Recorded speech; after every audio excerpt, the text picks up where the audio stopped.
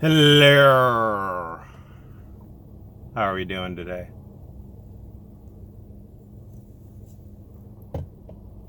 I have sovereign citizens and fake lawyers in my comment section arguing,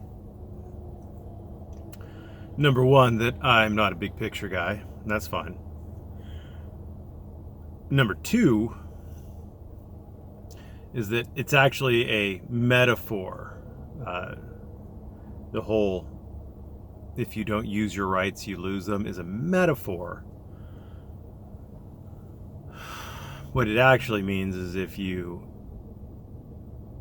waive your rights, then the government will eventually, if everybody, I guess, waives their rights or something, I don't know. But if you waive your rights, the government will take advantage of that. There's a world of difference between losing a right and waiving a right. If I lose my right to remain silent, and you can, if, like, for example, if the government offers you a deal where you will testify, and in exchange for testifying, they'll give you immunity for anything that you testify about, well, then nothing that you say can be held against you. And the court can force you to speak. And now, I know I'm going to get some sovereign citizen here telling me, people can't make you talk. Well, yeah, but the court can put you in jail until you decide to comply with the court's order and speak.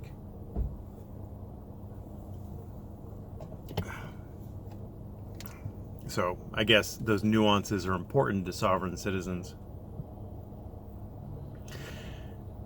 But the thing about waiving a right is if I waive my right to remain silent, like if a cop asks me a question, I decide I want to answer it, I've waived my right to remain silent. If he then asks me a subsequent question, I may, at that point or at any subsequent point,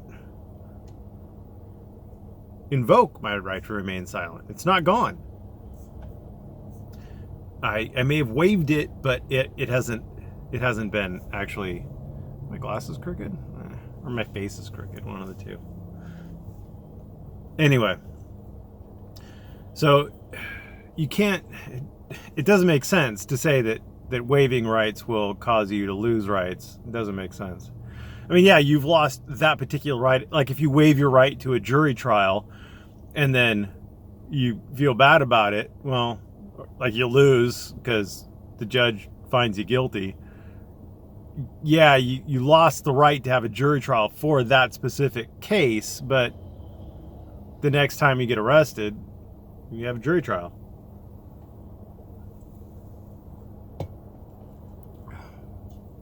And the other thing I want to point out is that, at least for a time, our rights, as far as the Bill of Rights go, our rights under the First through Eighth Amendments of the Constitution, have been increasing. And I'm probably going to get, I don't remember the name, I'm probably going to get the date wrong, somewhere around 1833, give or take. There was a case that held that the first 8 amendments don't apply to the states. And that case was a Supreme Court case. I probably should look it up. That case was controlling until the 14th Amendment, the slaughterhouse cases, etc. And since it's been ramping up. It's like 1920s-ish. You started to get some free speech stuff going, and then it really started ramping up after World War II. Like late 40s through the 70s, that group of people that had just gone over and fought them darn Nazis and came back, and they were wanting more freedom because they'd been fighting for freedom. They did quite a bit to expand our rights under the Bill of Rights and having them apply to the states. Now, not all of them apply to the states still, But was it 2000? Think about in 2000. McDonald? I want to say McDonald. I'm probably wrong. There was a Supreme Court case that extended the Second Amendment protection to, it was McDonald. It extended the Second Amendment protection to the states. The states have to abide by the Second Amendment. That was like 20 years ago. Less than 20 years ago. I don't know when they actually heard the case, when it was decided, when it was published. I don't know. Somewhere around 20 years ago. So our rights have been increasing. Just in case anybody cares.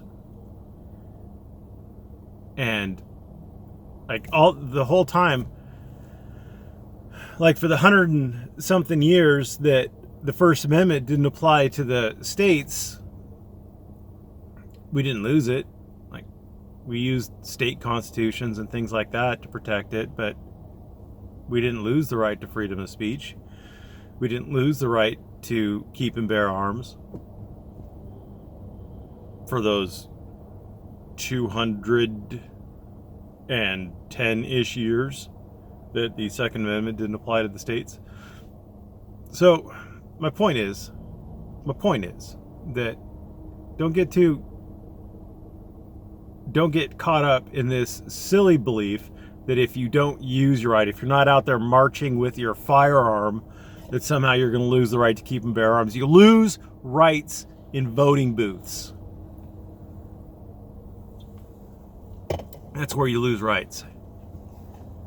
That's where you lose rights. Anyway, that's about it. I'm going to go do something productive with my day. Thanks for watching. Have a great day.